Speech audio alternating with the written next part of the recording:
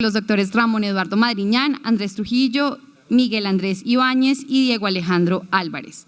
El doctor Ramón Madriñán es docente del Departamento de Derecho Económico, abogado de la Universidad Javeriana, magíster en Leyes e Investigación. Se ha desempeñado como asociado extranjero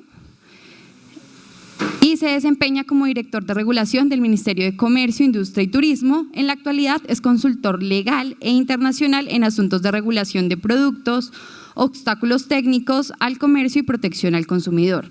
Respecto al doctor Andrés Trujillo, encontramos que es abogado de la Universidad Pontificia Javeriana, especialista en Derecho Administrativo de la Universidad Javeriana, socio de Ítaca Abogados desde el año 2010, desempeñándose como abogado, asesor y litigante en áreas de derecho administrativo. Respecto al doctor Miguel Ibáñez, encontramos que es abogado con maestría en Derecho Procesal, especialista en docencia universitaria de Derecho Comercial, docente de posgrado y pregrado en las universidades Javeriana, Libre, entre otras.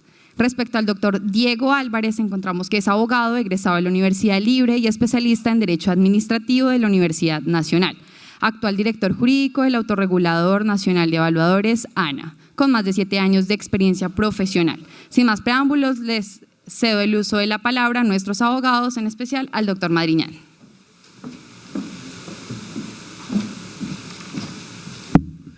Bueno, muchas gracias a todos por estar aquí en este evento que reúne a los mejores evaluadores del país, ¿cierto? ¿A los mejores?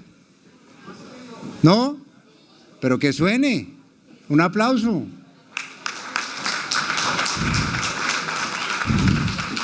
Bueno, como aquí estamos los mejores, yo quisiera hacer lo siguiente, y es, en la medida en que voy llamando, si se pueden ir levantando, me ayudan mucho. ¿Quiénes están aquí en Cali? ¿Quiénes viven aquí en Cali? Eso, levanten una mano, muy bien. ¿Quiénes vienen de fuera de Cali? ¡Wow! Muy bien. ¿Quién viene de la costa? Muy bien. Montería Vale también, sí. Muy bien. ¿Quién viene de los llanos? Muy bien.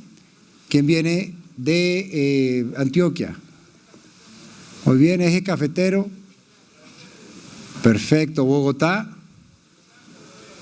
Muy bien. ¿Otro sitio que no haya mencionado? De Ibagué, claro. Muy bien. ¿Alguien más? ¿San Andrés? ¿De dónde? De Pasto. Muy bien. Fantástico. Entonces, muchas gracias por todos, a ustedes por estar aquí con nosotros. Nosotros hemos venido haciendo un viaje por todo Colombia explicando cómo se sustenta un avalúo dentro de la prueba pericial dentro de un proceso judicial. Y hemos pasado por todas las regiones del país. ¿Por cuántas ciudades es que vamos, Diego? ¿Cuántas? ¿10 con esta? 10 con esta, imagínense, 10 con esta. Entonces, todas las regiones nos han ayudado a aprender sobre estos temas. Entonces vamos a ver cómo es la sustentación de los avalúos, vamos a tener un conversatorio. Sé que algunos ya nos han visto en otras plazas, pero hemos tratado de hacerlo distinto, más fácil de comprender, y mañana vamos a tener nuestro simulacro de sustentación de avalúo, que yo creo que va a estar fantástico. Le hemos gastado un montón de tiempo y la idea es que podamos ver una representación ya lo más real posible de cómo se sustenta un avalúo. Entonces voy a dar la palabra al doctor Andrés. En la medida en que el doctor Andrés vaya presentando temas, yo lo voy a ir interrumpiendo muy cuidadosamente, con mucho respeto, y para que podamos empezar a tener un conversatorio sobre cada uno de los temas que vamos avanzando. Muchas gracias. Iniciemos.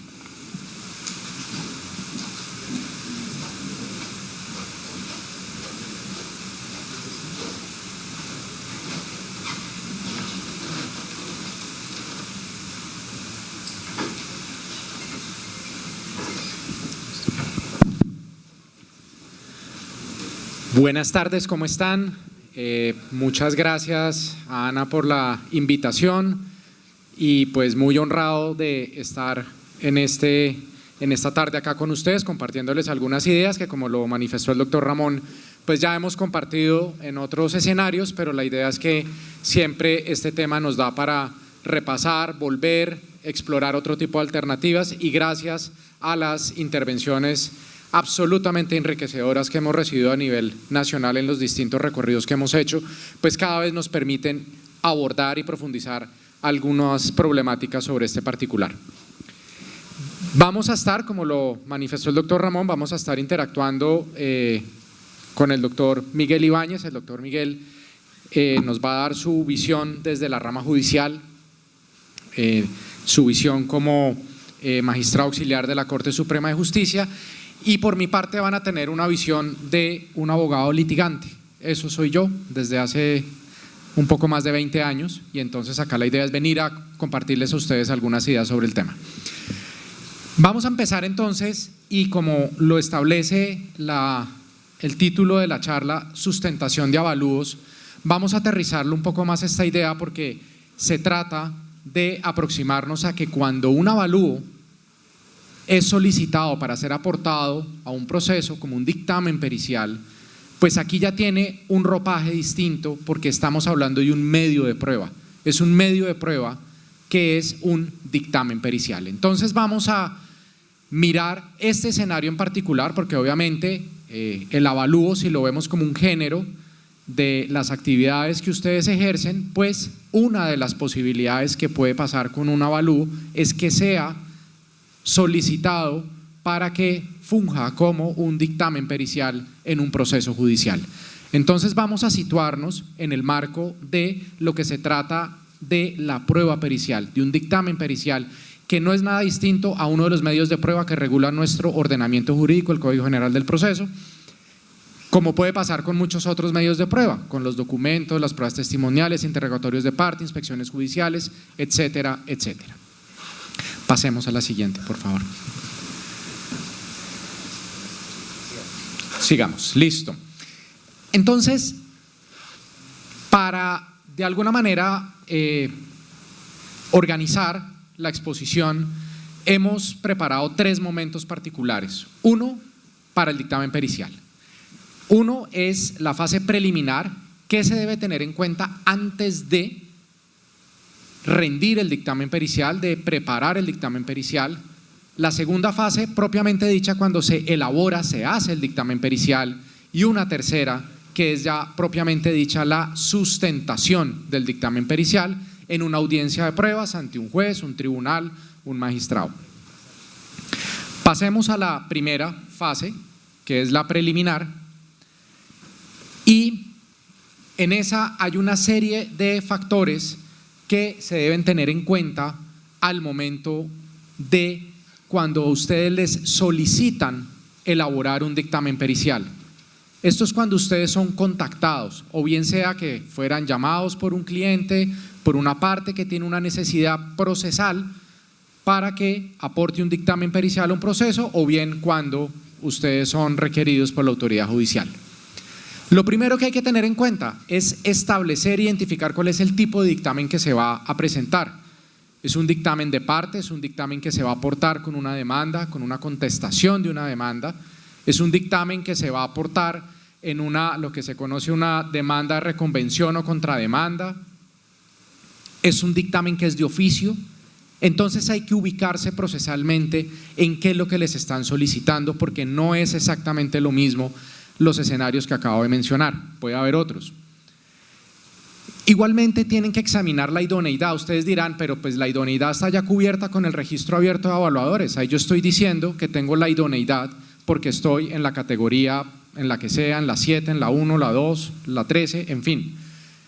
Pero hay un examen que siempre ustedes deben hacerse independientemente que tengan o no la categoría en el registro abierto de evaluadores, y es si ustedes tienen la capacidad de elaborar ese dictamen pericial, porque muchas veces lo que termina reflejándose al momento de sustentar el dictamen pericial en una audiencia de pruebas es uno de los elementos cruciales que se ponen en tela de juicio, es la idoneidad del perito. Entonces, no basta simplemente con que ustedes identifiquen que tienen o no las categorías conforme al RA, sino adicionalmente ustedes hacerse un examen que solamente ustedes lo van a poder realizar y formular, y es si están en la capacidad de elaborar y de preparar ese dictamen pericial. Igualmente, tienen que examinar su experiencia, si tienen la experiencia suficiente para hacerlo o no, porque recuerden ustedes que el dictamen pericial es un medio de prueba respecto del cual el juez está buscando apoyarse en una persona que tenga experiencia, que tenga un conocimiento determinado y específico sobre una materia en particular. Igualmente, debe examinarse o debe revisarse en ese momento la independencia.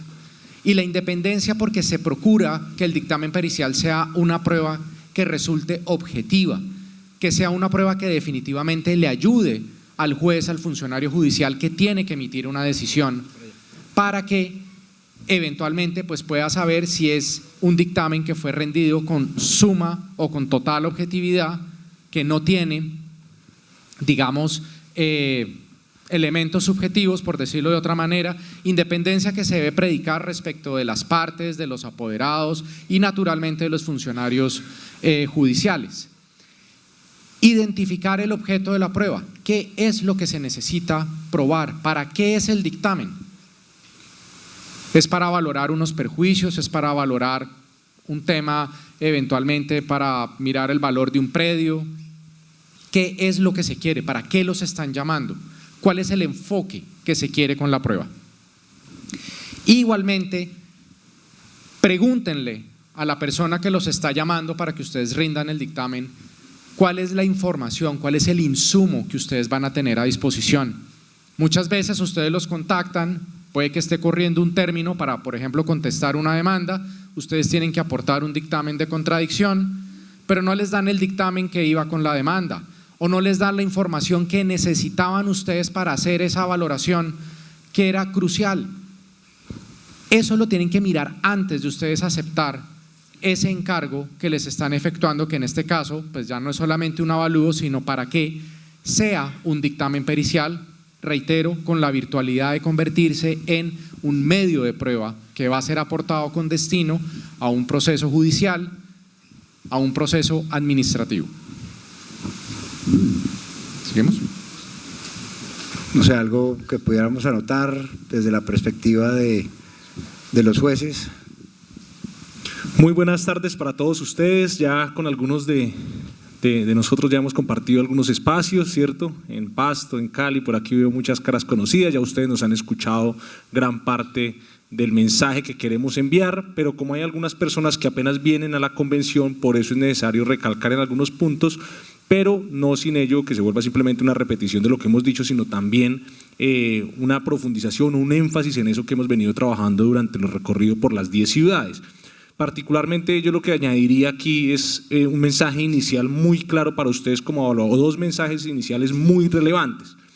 El primero, no perder de vista que ustedes son auxiliares de la administración de justicia, pero que esa palabra de auxiliar de la administración de justicia no se queda en un mero rótulo, no se queda en una simple categoría de decir yo soy auxiliar de la administración de justicia, no, hay que ir a la teleología, a la finalidad de esa palabra y entender que realmente lo que usted hace es prestarle un servicio muy útil a nuestros jueces y es enseñarle todas las cuestiones que él necesita comprender y que en principio no comprende para solucionar un caso concreto y de esa manera cumplir una función pública, un servicio público que es la administración de justicia. Esa es la finalidad.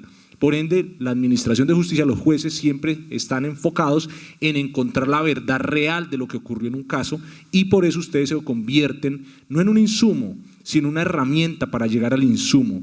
De allí que ustedes puedan ser muy útiles a la hora a la hora en la que el juez cumple su función de encontrar la verdad, lo primero. Y lo segundo, el segundo mensaje es dejar en evidencia que usted le van a pagar, digamos, su remuneración económica va a ser la misma independientemente de las resultas del proceso. Si gana o pierde la parte que lo contrató, su remuneración va a ser exactamente la misma.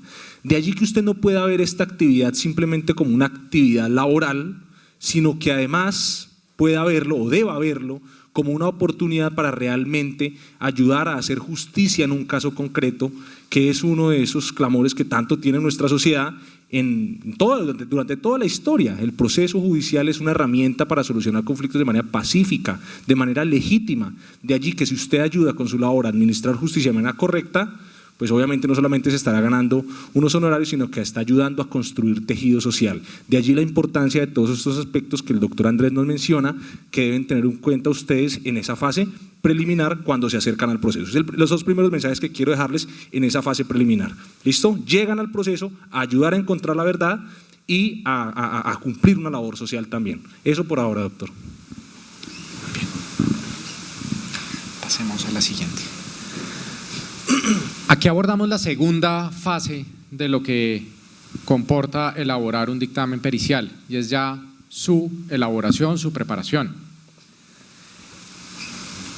No voy a detenerme en explicar los 10 requisitos que ven ustedes acá en pantalla, que hay 5, otros 5 que siguen en la siguiente diapositiva, pero el mensaje determinante, y ojo acá, que tienen que tener claro, es que siempre tienen que cumplir con las exigencias que establece el artículo 226 del Código General del Proceso, que básicamente todo dictamen pericial tiene que reunir estas exigencias, siempre. Por ejemplo, ustedes dirán, hombre, si es que yo no tengo publicaciones relacionadas con el peritaje de los últimos 10 años, pues infórmeselo al juez. Infórmelo en su dictamen cuando usted lo esté preparando, pero siempre tienen que hacer referencia a estos 5 elementos y a estos otros 5 que están acá. Son 10 numerales los que trae el artículo 226 del Código General del Proceso. Es muy importante que no omitan ninguno de esos numerales. Vuelvo y digo, si no tienen publicaciones, si no han sido designados como peritos en los últimos años, si no tienen relación con el abogado o con alguna de las partes que están vinculadas en ese proceso, pues el deber es informarlo, es decirlo, es manifestarlo en su dictamen. Pero no por eso ustedes dirán, no, es que yo no dije nada porque es que no tenía publicaciones. Tienen que decirlo. Antes de pasar a lo siguiente, le quiero dar la palabra al doctor Miguel, porque más allá de entrar a examinar estos 10 requisitos, es clave entender cuál es su propósito, cuál es su finalidad, y en eso quisiera que el doctor Miguel pudiera profundizar sobre ese particular. Algunos de ustedes ya nos han escuchado en los regionales, voy a enfatizar en eso, incluso ustedes ya tienen algunas sentencias que yo les compartí a través de los organizadores de los eventos que materializan todo eso que nosotros estamos diciendo y particularmente este último mensaje, y a los que no han ido a las regionales, pues de todas maneras se los van a compartir desde la organización del evento. Nuestra Corte Suprema de Justicia es el máximo órgano de la especialidad civil dentro de la administración de justicia, ¿cierto? Dentro de la rama judicial. De allí que las decisiones que nuestra Corte, nuestros magistrados emiten son de obligatorio cumplimiento para todos los magistrados de los tribunales del país y para todos los jueces del circuito y jueces municipales de todos los municipios y ciudades del país. Eso tiene un efecto vinculante. Eventualmente pueden apartarse de ese precedente siempre y cuando justifiquen por qué en un caso concreto es necesario hacerlo para salvaguardar otro tipo de derechos fundamentales. ¿Listo? Pero el mensaje que quiero transmitir es las posturas de nuestra Corte Suprema de Justicia son vinculantes y obligatorias para todos los jueces y magistrados del país. Eso es lo primero para poder comprender lo que el doctor Andrés nos está mencionando acá, y es comprender que esos requisitos que están en el artículo 226 del Código General del Proceso, que todos ustedes conocen y que siempre ponen en sus dictámenes y en sus avalúos, ¿cierto? No son un simple checklist. No son simplemente, venga a ver, ¿qué me está pidiendo? Dirección, ¿qué me está pidiendo? Estudios, ¿qué me está pidiendo? Diplomas, ¿qué me está pidiendo? Experimentos. No, es entender que detrás de esos 10, 11 requisitos hay toda una historia completa que no les voy a contar acá porque no es el momento para ello, pero es entender y comprender que fundamentalmente lo que la Corte ha dicho es que se buscan tres cosas, tres criterios que ya ustedes me los han escuchado algunos mencionar acá. ¿Qué se busca acreditar en un proceso con esos 10 requisitos? Primero, idoneidad del perito o del evaluador, idoneidad del perito. Segundo, imparcialidad. Y tercero, fundamentación. Cada uno de esos 10 requisitos están apuntados a demostrar uno de esos tres criterios y es lo que nosotros en la Administración de Justicia particularmente más evaluamos cuando ustedes van a sustentar sus dictámenes periciales o cuando son objeto de contradicción. Realmente todas las preguntas que les hacen los abogados litigantes a ustedes allá en audiencia, cuando les hacen todas las preguntas son realmente para minar o su idoneidad o para minar su imparcialidad o para minar la fundamentación. De allí que deban tener mucho cuidado con eso cuando responden las preguntas de los abogados y cuando responden la pregunta del juez. Además, porque ustedes son uno de los pocos sujeto procesales es todo aquel que interviene en un proceso, ¿no?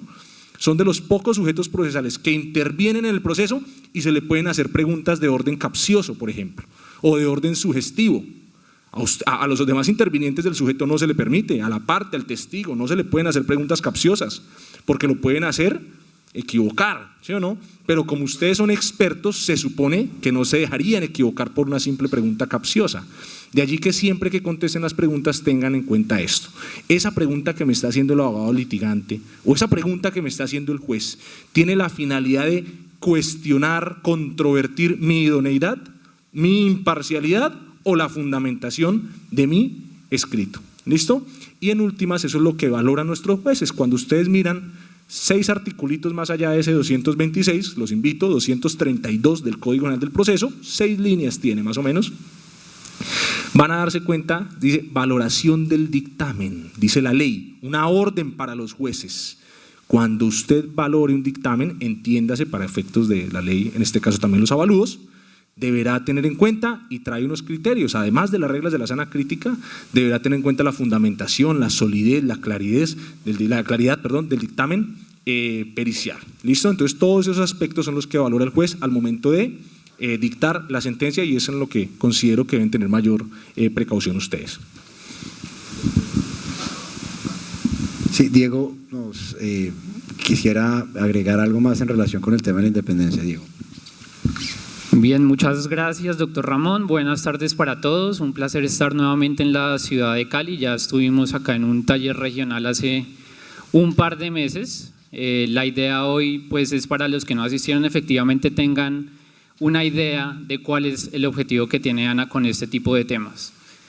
El tema de la sustentación de avalúos en procesos judiciales creo que ha sido el tema estrella justamente en los talleres regionales y eso tiene una explicación y es que cuando a uno lo forman como evaluador y en general en todas las carreras profesionales o en todos los oficios, a uno quizá le enseñan la parte teórica pero no le enseñan a afrontar un proceso judicial, no le dicen cómo tiene que ir al juzgado, cómo tiene que contestar, cómo se tiene que comportar y cuál es la actuación que va a tener en el marco de esos procesos judiciales. Entonces, esa es la importancia por lo cual nosotros traemos este tema a colación y de acuerdo con lo que mencionaba el doctor Miguel, yo quisiera hacer énfasis particularmente en el tema de la imparcialidad. El doctor Miguel acaba de hablar sobre que estos requisitos del 226 buscan acreditar idoneidad, imparcialidad y fundamentación, pero para el tema de los evaluadores quizá la idoneidad es un tema importante, claro que sí, pero el tema de la imparcialidad es el que más dudas ha generado. ¿Y eso por qué sucede? Porque ustedes saben que ahora las partes tienen la posibilidad de llevar a su evaluador, cuando digo su evaluador es al evaluador que contratan, por supuesto, a sustentar un dictamen judicial y la contraparte tendrá la posibilidad de interrogarlo e intentar minarlo. Muchos de los evaluadores quizá ese cambio de sistema no lo han entendido o les causa temor porque van a creer que porque una parte los lleva al proceso automáticamente su imparcialidad se va a ver comprometida. Es decir, ¿cómo el juez me va a creer a mí si yo voy de parte de uno de los sujetos procesales que está en discusión? Entonces esa parte de la imparcialidad creo que es importante tocarla porque no necesariamente por el hecho que usted sea contratado por uno de los sujetos procesales implica que su imparcialidad debe estar necesariamente comprometida. De hecho, otra de las dudas que habían y que también le hemos expuesto en los talleres regionales es el tema de ¿será que yo me puedo reunir antes, por ejemplo, de la audiencia con el abogado de la parte que me contrató? Esa es una de las preguntas que quedaron, digamos, planteadas en los talleres regionales. La respuesta es sí, sí puede, e incluso la recomendación que se daba en este tipo de temas es sí debería hacerlo. El hecho de prepararse para la audiencia, reunirse con la parte que lo contrató, con el apoderado, no es un indicio que le vaya a restar a usted necesariamente imparcialidad, sino es justamente un tema que usted tiene que preparar antes de presentarse a la audiencia judicial. Y esa preparación no es para que el abogado le diga a usted qué tiene que ir a decir a la audiencia, porque eso lo sabe usted como evaluador. Entonces, usted no va a cambiar lo que va a decir, por supuesto, usted va a responder con toda su ética profesional, pero la preparación no implica que su imparcialidad sea minada, y además le va a servir no solo para esto, sino para temas prácticos. Cuando digo temas prácticos es cómo me tengo que comportar en la audiencia, en qué momento debo intervenir, en qué momento no debo intervenir, cómo me debo dirigir al juez, qué tengo que hacer dentro de la audiencia, cómo debo presentarme, etcétera, etcétera. Entonces, el tema de la imparcialidad es un tema que preocupa a los evaluadores, es un tema que los abogados incluso siempre han tratado de entrarle por ahí al juez y comprometer la imparcialidad del perito y demostrarle al juez que quizá ese tema no está tan sólido. Pero particularmente en el tema de la preparación, siempre hemos recomendado que se hagan esas reuniones de preparación previas y que ustedes entiendan y comprendan, por supuesto, las habilidades teóricas que fundamentan sus conclusiones, pero también el comportamiento que tienen que tener en el marco de la audiencia judicial, obviamente llenando estos requisitos del 226 que,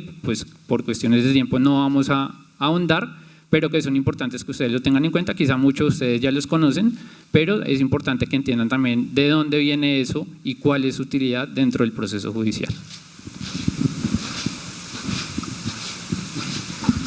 Muy bien. En adición a los requisitos que establece, y recuerden, estamos como en la segunda fase de nuestra charla, había una preliminar antes de, ahora es elaborando el dictamen, tenemos los 10 requisitos que dispone el artículo 226 del Código General del Proceso, pero hay otras cosas, pasemos, gracias, que queremos compartir con ustedes que surgen del ejercicio de la actividad, del litigio, digámoslo, visto desde el ángulo profesional de cada uno de nosotros, y vamos a hablar de ellos como aspectos claves. Lo primero, así la norma dijera que hay que especificar si el método experimento era el habitualmente utilizado o si se utilizó uno distinto, expliquen cuál es el método. Es importantísimo, porque es que ustedes están llevando un conocimiento al proceso que ninguno de los demás intervinientes tiene, porque la mayoría de los que estamos ahí somos abogados y no sabemos de lo que ustedes sí saben.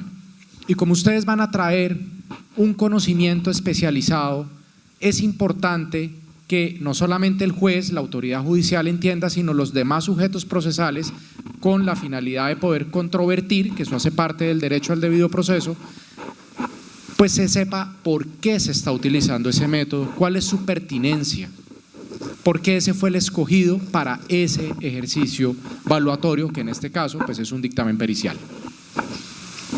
Ser coherentes con las respuestas. Muchas veces se advierten que hay inconsistencias entre la respuesta a la pregunta 2 con la respuesta a la pregunta 5. Y eso, pues, muchas veces es capitalizado por los litigantes para cuestionar la objetividad, la idoneidad que se está pretendiendo reflejar con ese dictamen pericial. Entonces, la coherencia es muy importante que siempre sea salvaguardada. Conozcan el expediente procesal.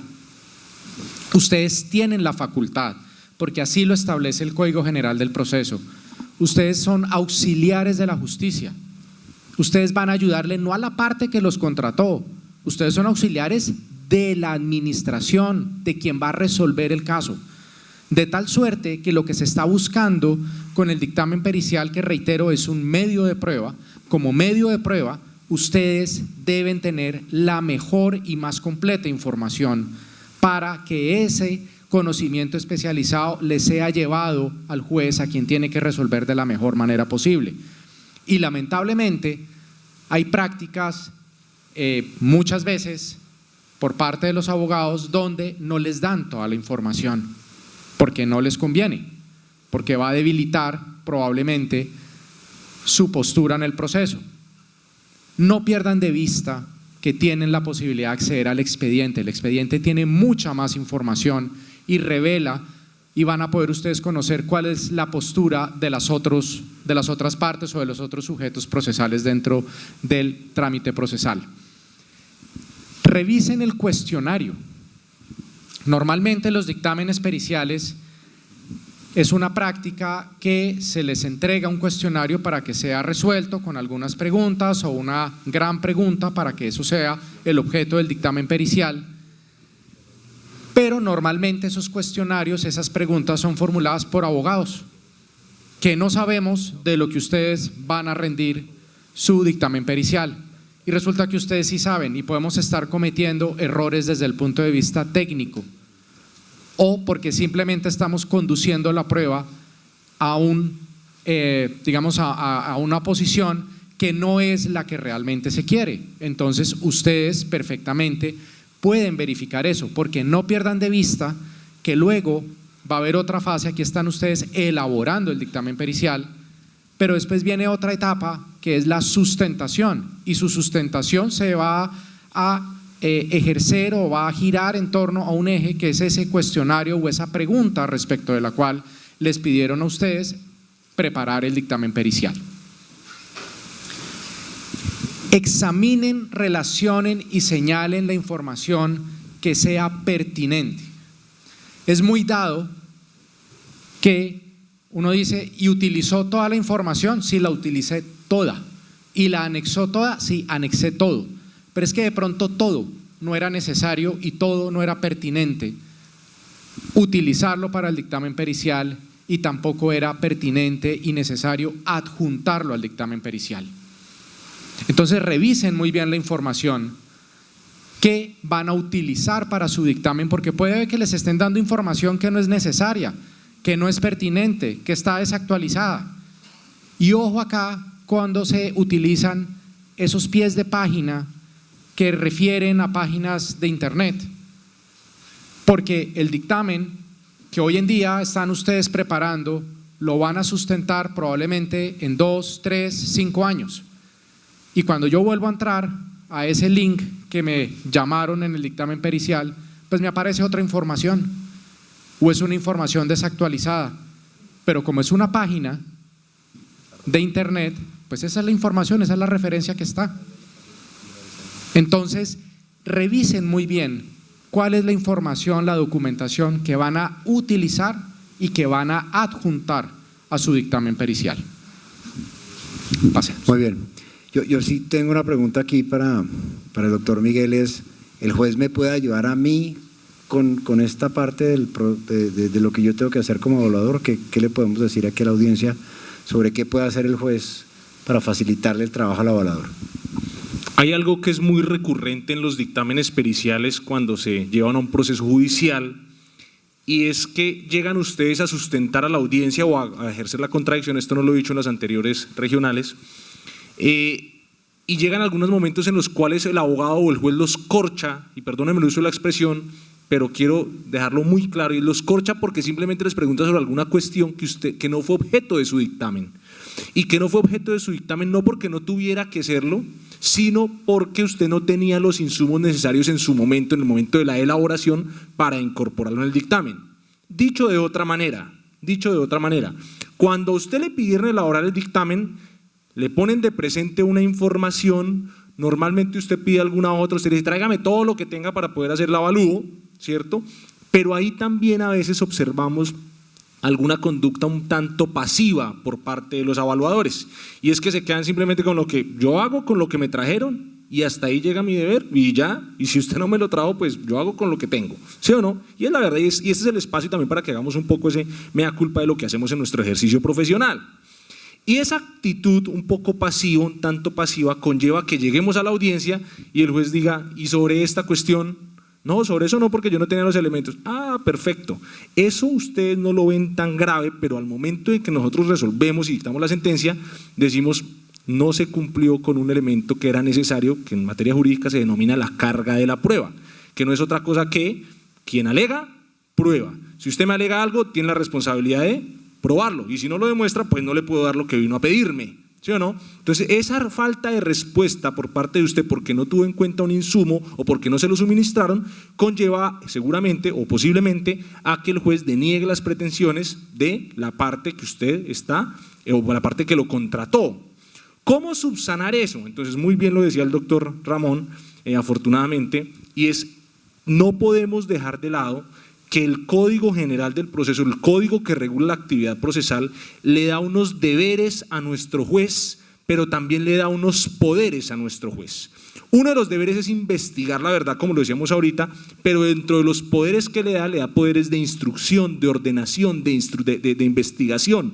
Y el juez puede ordenar, por ejemplo, que una persona le abra a usted la contabilidad de una compañía, que le dejen ingresar a un predio para verificar el estado de un vehículo, que lo dejen ingresar para verificar el estado de una construcción, cuestiones que normalmente la parte que lo contrata a usted no puede ofrecerle. Entonces no podemos perder de vista que el proceso judicial hoy en día es un diálogo, y es un diálogo abierto en el cual usted no necesariamente necesita al abogado para hablarle al juez, normalmente sí, es a través del apoderado, pero usted puede elevarle al juez a petición de decirle, mire, necesito hacer un informe sobre tal cuestión, un avalúo sobre tal cuestión, un peritaje sobre tal cuestión, pero no tengo acceso a la totalidad de los documentos que necesito para ello, no tengo acceso a la obra de construcción sobre la cual amenaza en ruina o lo que sea. Necesito que usted, por favor, señor juez, haga uso de los poderes que el código, que la ley le otorga y ordene mediante una orden judicial que me permitan el acceso para yo poder examinar y poder brindar el avalúo correspondiente. ¿Listo? Eso lo pueden hacer ustedes como peritos, deben hacerlo incluso. Y ustedes dirán, pero ¿cómo si a veces lo contratan a uno antes de que el proceso inicie? Normalmente es para presentar la demanda. Pues lo puede usted anunciar en su dictamen. Perfectamente lo puede anunciar y decirle, y sobre esta cuestión, para dictaminar sobre esta cuestión y esta cuestión, necesito tener acceso a tal documento, a tal inmueble, a tal mueble, le solicito, señor juez, que adopte las medidas correspondientes para que yo pueda cumplir mi labor valuatoria o mi labor como perito o como experto en un caso particular, pero sí anunciarlo desde el principio, no hacerlo en la audiencia final, ¿listo? Porque seguramente va a tener algunos contratiempos. No significa tampoco que usted sea, por ejemplo, esa es una estrategia que algunas personas utilizan.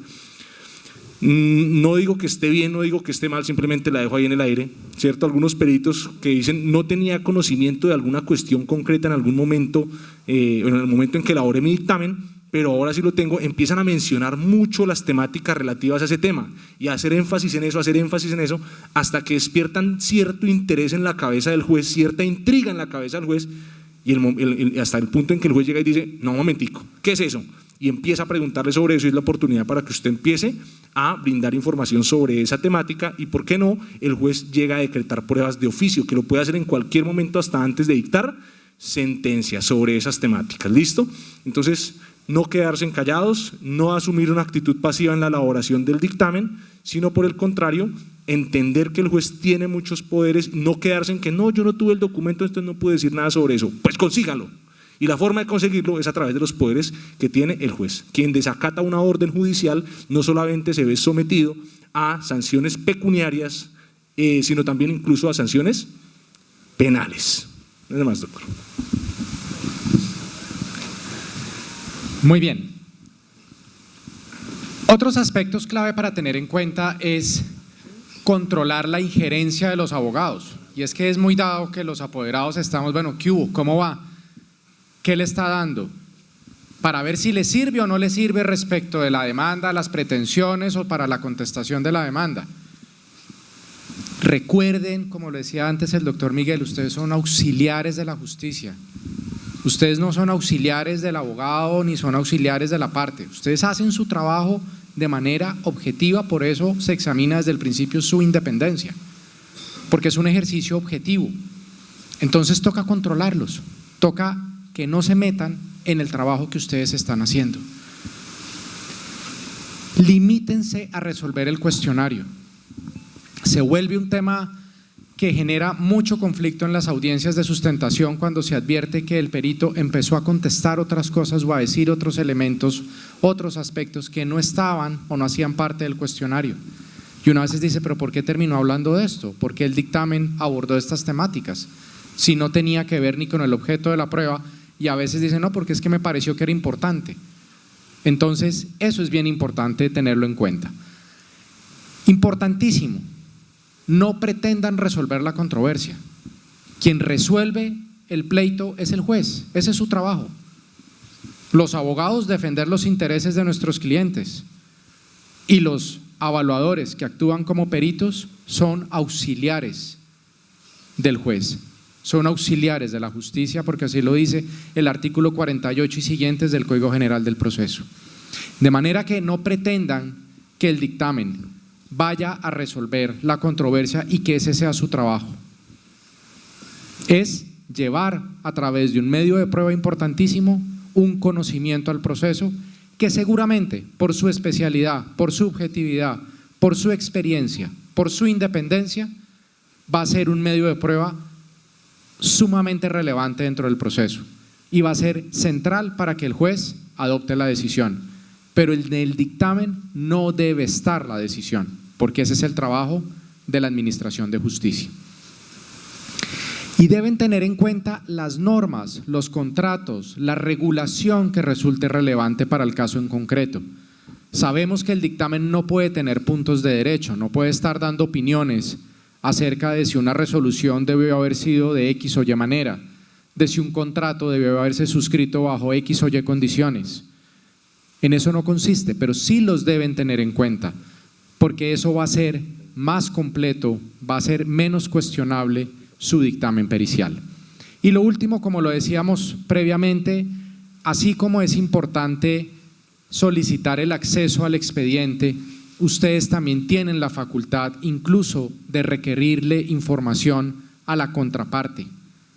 Si ustedes ven que ellos tienen un insumo que es importante para que ustedes de manera adecuada y completa presentan y rindan y elaboren su dictamen pericial.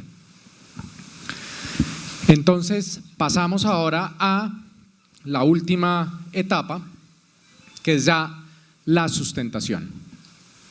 Cuando hablamos de la sustentación del dictamen, no es nada distinto a aquella oportunidad procesal en la cual ustedes han sido citados a una audiencia de pruebas respecto de la cual, ya sea porque el juez así lo haya solicitado o porque la contraparte lo haya requerido, para que ustedes concurran a la audiencia a sustentar.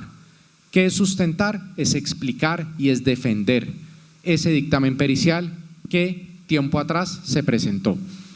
En nuestra práctica judicial es muy frecuente que pasen años entre un momento y el otro, entre el momento en que se presenta el dictamen pericial y el momento en el que son convocados a la audiencia de pruebas. Que no les quepa la menor duda, siempre que sean llamados para comparecer a un proceso, a una audiencia de pruebas para sustentar el dictamen, siempre lo tienen que hacer. Igual que los 10 requisitos del artículo 226, aquí que no les quepa la menor duda, siempre tienen que ir. Porque no solamente pueden exponerse a la imposición de sanciones, porque recuerden que cuando son peritos son auxiliares de la justicia, sino que adicionalmente van a exponer a su cliente a que ese dictamen que previamente se había presentado pierda valor. Es decir, puede no ser tenido en cuenta por la autoridad judicial, simple y sencillamente porque el perito no compareció a la audiencia de sustentación del dictamen. Entonces, vuelvo y les digo que no les quepa la menor duda que siempre tienen que acudir a esa diligencia. Se debe preparar la exposición previamente. ¿Y por qué se debe hacer? Porque hay una distancia muchas veces importante entre el lenguaje que se emplea entre el dictamen pericial y la comprensión de lo que desde el mundo, los que estamos en el mundo jurídico, podemos entender o podemos interpretar de ese dictamen pericial. Porque el dictamen pericial, pues obviamente sabemos que hace alusión a un tema de un experticio sobre un oficio, una actividad, una profesión. Entonces esos ejercicios preparatorios sirven para un poquito ver cómo se acerca el lenguaje para que realmente se esté transmitiendo el mensaje que se quiere llevar a ese escenario judicial. Igualmente se recomienda, aunque hay jueces que no lo admiten, pero normalmente sí, cada vez más con la virtualidad, a que cuando ustedes vayan a acudir a una audiencia de sustentación de dictamen pericial, lleven una presentación, lleven ayudas para exponer. Obviamente no pueden ser unas ayudas o una presentación, un PowerPoint que esté diciendo algo distinto de lo que decía el dictamen pericial. Obviamente tiene que estar diciendo lo mismo, pero a veces esas explicaciones, esas exposiciones resultan tan útiles que hay jueces que a veces dicen, por favor, esa presentación que quede incorporada al expediente, porque les sirve de apoyo al juez. Vuelvo y digo, ustedes son auxiliares de la justicia, van a auxiliar, van a apoyar a el juez que cumple la función de administrar justicia. Vuelvo y digo, no siempre las admiten, casi siempre las admiten, pero es mejor siempre ir preparados, porque a veces algunos de ustedes seguramente que han tenido esta experiencia, cuando les dan el uso de la palabra, les dicen, bueno, señor perito, explíqueme en qué consiste su dictamen. Entonces, esa pregunta abierta, a veces cuando no está preparada su respuesta, pues da o que empiecen a, perdón la expresión, a titubear, que no sean claros o que se limiten a leer otra vez el dictamen, pero si se aprovecha adecuadamente puede servir para, si se quiere, potencializar ese dictamen que ustedes hicieron. Pasemos, por favor. Esperen el uso de la palabra. Es muy dado en esa, a veces los abogados nos encanta esa conversación, si se quiere, inquisitiva, que empezamos a preguntar sobre respuesta y volvemos y preguntamos, y entonces uno empieza como a atacar.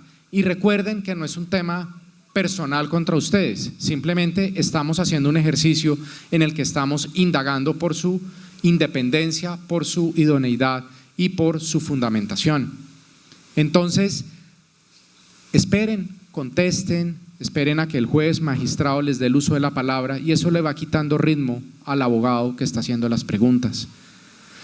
Adicionalmente, como lo decía antes el doctor Miguel, se deben contestar todas, absolutamente todas las preguntas, inclusive las asertivas, insinuantes, capciosas, todas, porque se parte del experticio que tienen ustedes. Y cuando les requieran aclaraciones, adiciones o complementaciones, no vayan a aprovechar esas oportunidades para decir cosas que no dijeron en el dictamen, simplemente limítense a ese cuestionario que les dieron ustedes desde el inicio o esa pregunta o ese objeto de la prueba para que sobre ese eje descansen esas adiciones, aclaraciones y complementaciones. Tal vez, Diego, si tiene algunos consejos prácticos primero y después yo quisiera preguntar qué tanto puede intervenir el juez en esta etapa de la sustentación. Bueno, antes del tema de los consejos prácticos, estaba reflexionando sobre un tema porque acá estamos hablando del tema de la elaboración y la sustentación del dictamen, pero yo creo que también es importante, esto no lo hemos dicho en los regionales, que los avaladores tengan en cuenta incluso una fase previa a esta y es la fase de contratación. Cuando usted, un cliente lo llama o un potencial cliente lo llama, lo primero que el avalador debería tener en cuenta para efectos de ir al juzgado o presentar ese avalúo o elaborarlo es tener la certeza de que sabe para lo que lo están contratando. Y cuando digo que lo sabe, no solamente es conocer sobre el tema, sino también verificar que está facultado para realizar el dictamen de la especialidad o del tema que le están contratando. Doy un ejemplo muy simple que ustedes seguramente van a entender porque conocen el certificado y es, si lo están contratando para hacer el avalúo de un inmueble de naturaleza urbana, pues lo lógico que usted tiene, lo primero que debería hacer es saber y verificar que usted tiene la categoría de inmuebles urbanos. Entonces, desde ahí, incluso una fase, como les digo, previa a esta, es importante que ustedes conozcan cuál es el alcance que ustedes tienen, cuáles son las categorías que tienen y en qué están facultados, porque el certificado es el que ustedes los delimita para ejercer el oficio. Entonces, esa es la primera reflexión que quería hacer. La segunda reflexión, lo mencionó Andrés, es el tema de cómo lidiar con los abogados. Y también es una preocupación que muchos de los avaladores nos han planteado en los talleres regionales porque creen que por el hecho de que el abogado les haga preguntas inquisitivas o los ataque en la audiencia, es algo que puede ser ilegal y no es correcto. Ustedes son evaluadores y van al proceso como expertos, y como expertos deberían estar facultados para lidiar con ese tipo de situaciones, de manera que las preguntas inquisitivas y las preguntas difíciles o corchadoras están permitidas para los evaluadores. Y uno de los consejos que también siempre hemos dado sobre ese tema es: no entren en el juego del abogado o no entren en el juego de la contraparte. Quizá para los que acá les gusta el fútbol me van a entender una analogía, y es que los equipos de fútbol o en el fútbol, los directores técnicos, cuando saben que hay un jugador del otro equipo que es fácil de sacar de casillas, lo mandan a molestar. Vaya, dígale, vaya, échele codito, y muchas veces el otro jugador del otro equipo cae en ese juego y lo resultan sacando del partido. Entonces, algo parecido ocurre con el tema de los evaluadores, en el tema de las audiencias. No se dejen sacar del juego, mantengan la calma, limítense a contestar lo que les están preguntando y no entren en el juego del abogado, sería como el segundo consejo. El tercero no lo voy a desarrollar muy a profundidad porque mañana lo vamos a ver en el taller de sustentación, y es el hecho de conocer cómo funcionan las dinámicas de la audiencia. Y esas dinámicas de la audiencia funcionan de una manera antes de pandemia, y después de la pandemia cambiaron sustancialmente. Antes era todo presencial, después empezaron con las audiencias virtuales o las audiencias híbridas. Ese es otro punto que los evaluadores deben conocer y deben tener muy en cuenta, porque no es lo mismo asistir en una audiencia de naturaleza virtual o en una audiencia de naturaleza presencial. Listo, la audiencia es igual de seria y es igual de importante, sea virtual o presencial, eso no hay ninguna duda, pero los desafíos que el evaluador tiene que enfrentar en uno u otro son diferentes. De hecho, mañana vamos a intentar ejemplificar esa situación para que ustedes comprendan cuáles son las metodologías o cuáles son los métodos o cuáles son los temas que los evaluadores deben tener en cuenta cuando se conectan, por ejemplo, a una audiencia desde un computador. Entonces, el tema de la cámara, cómo tienen que presentarse frente a la cámara, cuándo tienen que prender el micrófono, cuál es el entorno ideal o el entorno que deberían buscar para permanecer en la audiencia, si se pueden desconectar y volver, si pueden atender otros temas mientras están en la audiencia o no lo pueden hacer. Entonces, son temas que mañana los vamos a ver, cómo se tienen que vestir, por ejemplo, si pueden comer en el transcurso de la audiencia, cosas como esas que pueden parecer obvias, pero en la realidad de los hechos y según lo que hemos investigado, ocurren. Entonces son temas muy importantes porque son formalidades. Las formas normalmente no deberían ser lo preponderante, pero también son importantes. No importa que usted sea el mejor evaluador del mundo, no importa que tenga el dictamen estrella en el mundo, si no lo sabe sustentar o si la forma en la que lo sustenta no es correcta, porque el dictamen va a perder credibilidad de cara al juez. ¿Listo? Y ya para darle la palabra al doctor Miguel, otro tema que tenía pendiente es que muchas veces el dictamen, digamos, es el papel que usted entregue, quizá usted nunca llegue a tener que sustentarlo en audiencia. Entonces, si bien es posible que la audiencia usted pueda sustentar lo que usted escribió en el papel, la recomendación sería que intente ser lo más riguroso desde la primera etapa, es decir, que en el dictamen ya como documento queden plasmadas las principales conclusiones y quede todo de manera muy bien explicada. Si le toca ir a la audiencia, lo va a sustentar, pero si no lo llaman a la audiencia, el papel debe ser lo suficientemente robusto y lo suficientemente estructurado para que el juez, con base en lo que dice en ese papel, tenga la posibilidad de fallar. Y como les digo, ustedes no van a decidir, lo dijo Andrés, no lo dije yo, pero es cierto, ustedes no van a decidir el proceso, pero su intervención, tanto en la elaboración del dictamen como en la sustentación, sí va a incidir. No deciden, pero sí incide. Y eso hace que su reputación como evaluador también esté en juego. Si es un buen evaluador en la audiencia, eso le va a abrir, por ejemplo, oportunidades laborales, lo va a hacer, digamos, una mejor reputación, de manera que es muy importante esa preparación, porque en la audiencia sí se juegan cosas muy serias y usted como evaluador, si bien no es directamente involucrado, sí tiene cosas importantes en juego. Esas serían como las recomendaciones. Doctor Diego.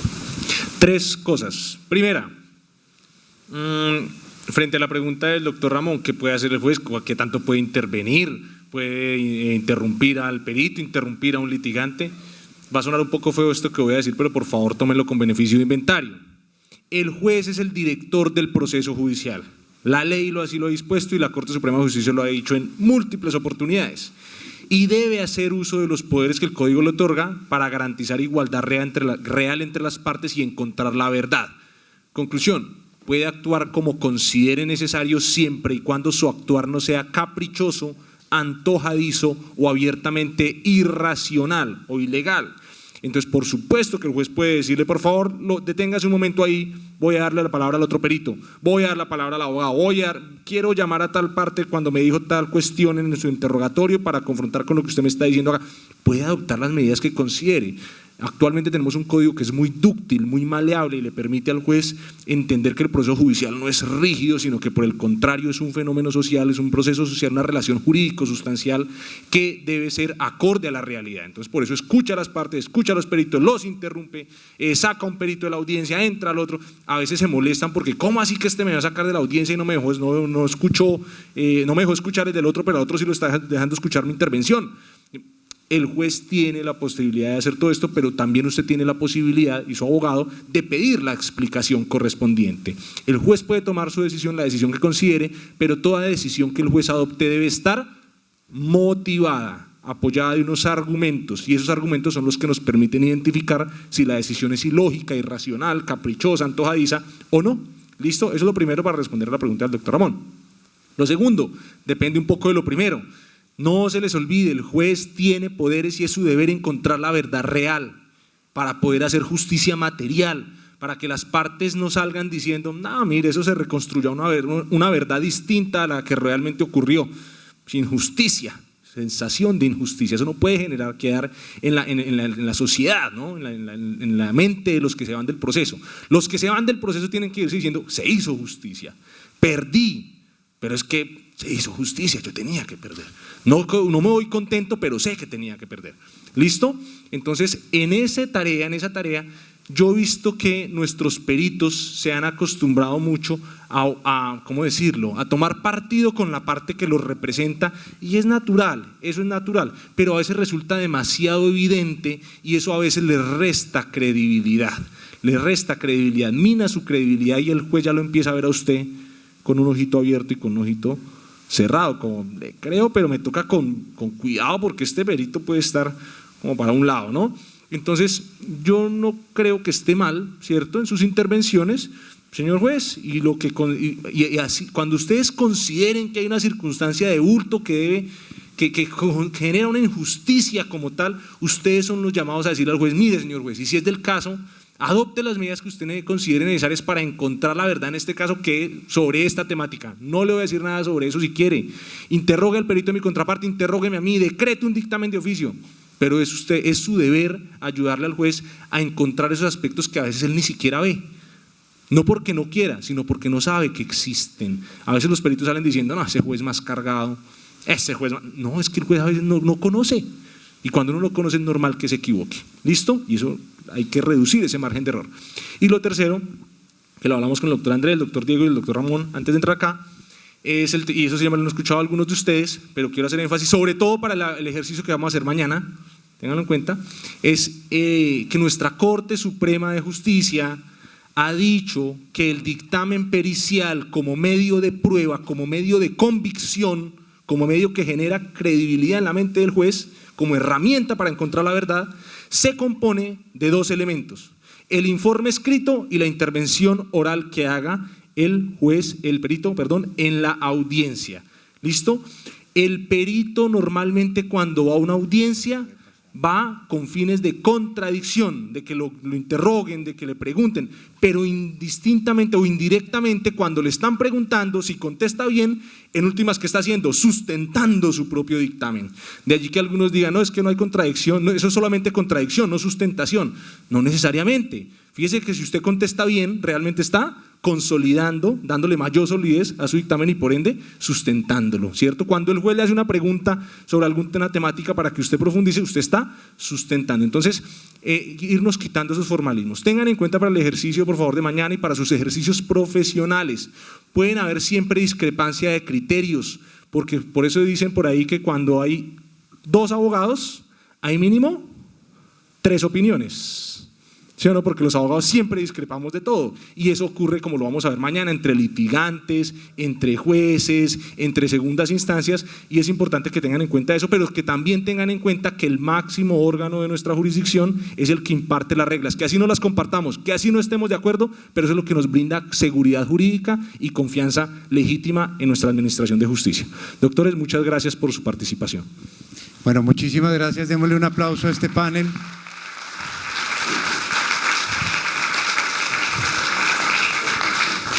Entonces, yo tengo que cumplir con la meta de hoy y es, sí les pediría que escaneen este código QR. Este código QR les da, es como una citación a una audiencia. Claro, en el caso de ustedes es una invitación cordial, amable, que les hacemos a ustedes para que nos acompañen mañana a este simulacro de audiencia que vamos a tener, que como les digo hemos preparado durante varios días y sé que tienen algunas preguntas. Mañana vamos a poder hacer preguntas también cuando terminemos esto. Tengo una pregunta hoy acá, entonces, no, mañana. Entonces, por razones de tiempo voy a tomar, mientras ustedes…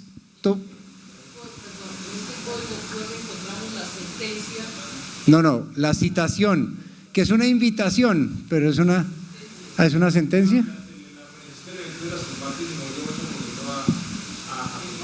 Los materiales. No, para que reciban los materiales, que queden bien claros su nombre y correo electrónico en el registro, si ahí está, lo van a recibir. ¿Qué están viendo cuando abren el código QR? ¿Qué están viendo? A ver si es que yo estoy en la citación. Entonces, esa citación es como se vería una citación real del juzgado, ¿sí?, a un perito evaluador para que vaya a la diligencia judicial correspondiente y en el caso de ustedes, pues obviamente es una invitación. Por razones de tiempo vamos a tomar 2 preguntas, por favor, que sean breves y mañana tomamos las demás para que podamos continuar en tiempo nuestra audiencia. Me toca mañana. O también cuando nosotros terminemos nos la pueden hacer en privado. Gracias. Buenas tardes para todos, compañeros, doctores. Pues la verdad, yo tengo unos puntos. Realmente, pues yo como técnico, señor, una sola pregunta. Yo como técnico tengo una pregunta. Yo también utilizo y pues como evaluador también ingreso y leo el Código General del Proceso. Allí hay no recuerdo el artículo, lo que le digo, soy técnico, no soy profesional en el tema del derecho, pero allá dice que se pueden hacer hasta 10 preguntas al perito en ese tipo de situación. Entonces, pues, la verdad, esa era la pregunta. Muchas gracias, creo que es una excelente pregunta. ¿Se pueden hacer solamente 10 preguntas al perito?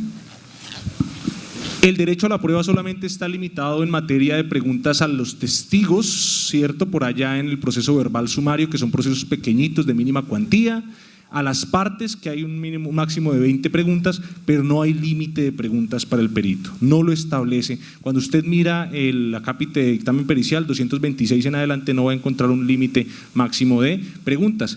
Y recuerden que el juez no puede derivar o no puede predicar consecuencias sancionatorias o restrictivas donde no las ha previsto el legislador. Las consecuencias restrictivas como esa le corresponden al legislador, no al juez. De allí que en este caso no puede al juez limitarlo a esas preguntas nomás, salvo que considere que ya el hecho está suficientemente probado, que ya no hay más que preguntar, que las preguntas son repetitivas, superfluas, inútiles, eventualmente. Entonces, ese artículo no aplica para ustedes, aplica para otras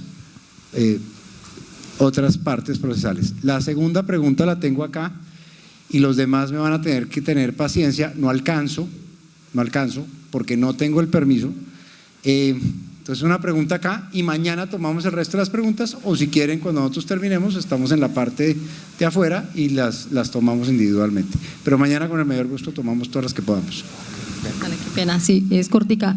En el tema de idoneidad, ¿cómo hace una persona que por primera vez quiere presentar un avalúo o un dictamen pericial? Si están pidiendo experiencia de 5 años, soportes de historia de que ya haya hecho avalúos y todo eso. Excelente pregunta, Miguel, sáquenos de esta pregunta tan difícil. Esa no la habían hecho ninguna regional, pero se soluciona fácilmente con un principio general del derecho probatorio que se llama las reglas de la experiencia. Cuando uno en derecho estudia las reglas de la experiencia, le dicen que hay distintas formas de adquirir experiencia. Una de ellas es a través de la academia, ¿cierto? Una es a través de la academia, otra de ellas es a través de los años y otra de ellas a través del ejercicio directo con una práctica concreta.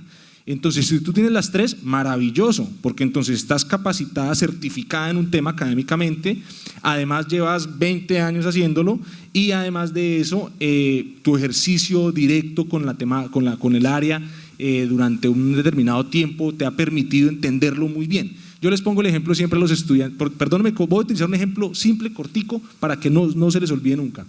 Yo al estudiante de Derecho siempre le digo, el estudiante en primer semestre se las sabe todas. A la mitad de la carrera, como que no tanto, y cuando sale de la carrera dice, no aprendí un carajo, ¿cierto? Porque se da cuenta del montón, de todo lo que hay, ¿no?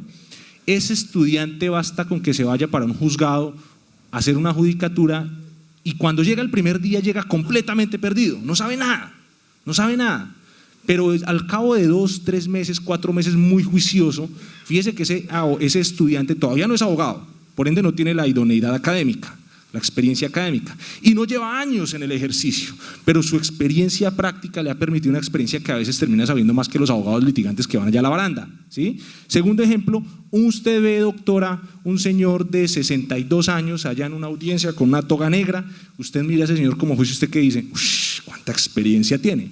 ¿Qué pensaría si le digo que ese sujeto empezó a estudiar a los 53 años, se graduó a los 58 de abogado, que puede ocurrir, cumplió los 2 años de experiencia para ser juez a los 60 y por ende lleva 2 añitos de experiencia de juez? ¿Por el simple edad tiene experiencia? No necesariamente, ¿sí ve? Lleva 2 años de experiencia, como 4 años como abogado. Y además podrá usted ver jueces muy jovencitos, ¿cierto? Pero que tienen mucha más experiencia que a veces otros de mayor edad. Eso es muy relativo. Por ende, cuando le pidan a usted idoneidad, no permita que se lo limiten a la edad, al tiempo de servicio o a una certificación concreta, porque todo eso se puede demostrar a través de diferentes maneras. Muy bien, yo simplemente agregaría esa respuesta que los certificados de personas, bien sea del SENA o del sistema de calidad, también ayudan a demostrar experiencia porque son, digamos, experiencias que están evaluadas y eso también les puede ayudar. Muchas gracias a todos por su paciencia. Disculpa a aquellos que no puedo tomar las preguntas en este momento. Por eso, mañana con el mayor gusto recibimos el aporte. Muchas gracias. Todos queremos aprender, pero mañana tenemos como 6 horas. Entonces, pero un segundito. Muchas gracias. Un aplauso a todos.